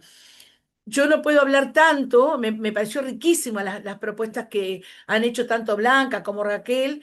Sí, bueno, Ceci porque está en Uruguay, pero cuando Mónica iba hablando de lo que pasa en Argentina, a mí realmente me impacta cuando uno ve las imágenes. Sin capaz que ponerle voz, las imágenes ya dicen mucho y movilizan nuestros propios sentidos, ¿no? Diríamos, nuestra parte más sensible. Y creo que esto que se pone de las violencias hacia las personas, estamos hablando de personas mayores, pero es hacia la persona, es hacia la vida social, ¿no? En condición de estas precariedades que tanto se hablaba. Y me parece interesante esto de no olvidar el tema de este tránsito vinculado a lo interseccional, ¿no? Desde los feminismos, porque me parece que aparecen como nuevas formas de problematizar la realidad. Este, Hay cosas que ya podemos enunciar, depende también dentro del proceso de vejeces, depende mucho del momento histórico, ¿no? En este proceso de ingreso a la vejez. Tenemos el edadismo, tenemos la vinculación vinculada a la sexualidad, pero aparece la raza y la etnia, todas ustedes fueron colocando hasta indicadores de esa realidad, ¿no? Y bueno, yo me acuerdo que Moni empezó diciendo algo de la desigualdad estructural, y eso nos hace pensar también en las condiciones de clase, ¿no? El tema vinculado al mundo del estudio, al mundo del trabajo, del empleo, también va colocando factores discriminatorios que nos llevan a estas sociedades indiferentes que por momentos son hasta xenofóbicas, ¿no? En sus conductas cotidianas. Y eso me parece que es un elemento a discutir en cuanto a las vulneraciones, ¿no? Me gusta mucho esto de las tramas teóricas, cómo ir como construyendo un tejido a nivel de la vida cotidiana que impacta no solamente en la vida familiar para los cuidados, sino también en las redes comunitarias, en el lazo social, podríamos decir, de cómo ir pensando esta crisis civilizatoria que realmente nos coloca en condiciones de barbarie. Hemos discutido y hemos transitado, pero hay como nuevas formas de barbarie que verdaderamente impactan. Ya no es la barbarie física, ¿no? Sino otros aspectos que van inundando nuestra vida cotidiana. Y eso me parece que es como central, ¿no? El cómo ir pensando, ¿no? Es difícil como gerontólogos, es difícil también desde las disciplinas que tenemos. Acá reunidas, creo que la mayoría somos trabajadores sociales y psicólogas, se hace también muy difícil colocarle nombre a algunas cosas. Las visualizamos, las entendemos, pero ¿cómo nominarlas? Y eso es un trabajo colectivo. Si bien hay una gran responsabilidad académica, también es una responsabilidad que tenemos que compartir con los diferentes actores, ¿sí? Con los cuales vamos trabajando, ¿no? Las diferentes formas de expresión de los colectivos con los cuales vamos trabajando. Yo, como elemento, hoy una de ustedes agregó algo del femicidio en la vejez que casi no se habla, es un tema también para trabajar. Nosotros en Uruguay lo hemos visto, justo hoy, Ceci, cuando hablaba, habíamos charlado de eso, ¿no? Que se hace toda una categorización de la perspectiva feminista, de diferentes formas de calificar o cualificar o clasificar el tema del femicidio, pero no hay mucho trabajo pensado en vejeces, ¿sí? Y eso es un tema también para discutir, ¿no? El cómo se transita y cómo también eso perdura en nuestras matrices psíquicas en cuanto al avance. Yo quiero felicitar verdaderamente a partir de ahí lo que fue la mesa de hoy, para mí fue impresionante. Tuvimos 2 horas que pasaron volando y también la construcción de lo que hemos producido, ¿no? A mí me parece que verdaderamente la red se va nutriendo con cada forma organizativa que tienen cada uno de nuestros pueblos, ¿no? En este momento hubo 4 representaciones, pero yo creo que este impacto tiene que ver con otros territorios también de América Latina y verdaderamente incito, ¿no? Esto de cómo transitar estas historias vividas, estas experiencias situadas y sentidas y estas prácticas pensadas, ¿no? Digo, cómo ir verdaderamente enriqueciendo esa trama para poder avanzar. Creo que estamos en condiciones, creo que nos tenemos que dar más tiempo de seguir encontrándonos, ¿sí? A partir de la red, pero de las propias organizaciones que tienen los territorios en cada país, en esto del debate. Creo que eso sí es un compromiso, es un aporte, más allá de nuestras propias prácticas con los otros, creo que también es un compromiso que nos debemos académicamente discutir y cómo avanzar. Pero verdaderamente felicito, quedé encantada de las 4 trabajos presentados, da para pensar, da para seguir reflexionando, así que felicitaciones a las compañeras ponentes y bueno, también a los que estuvieron como intercambiando ideas, mensajes. Así que bueno, desde acá de Uruguay, felicitaciones. Bueno, simplemente para cerrar, No olvidé todo. un abrazo latinoamericano, como le gusta decir a la compañera de la coordinación. Un placer el encuentro, esta potencia que tenemos cuando nos juntamos, ¿no? Esta capacidad de diálogo y que es la invitación que trae Teresa, que fue el germen de esta red. Nos juntamos para pensar juntos. Y vamos haciéndolo, y lo vamos haciendo con mayor productividad por momentos, con otras lentitudes, pero siempre juntes, siempre pensando, siempre aportando. Y bueno, esta es nuestra red. Un saludo, un abrazo y nos estamos encontrando. Gracias, gracias, gracias. Gracias. Un abrazo.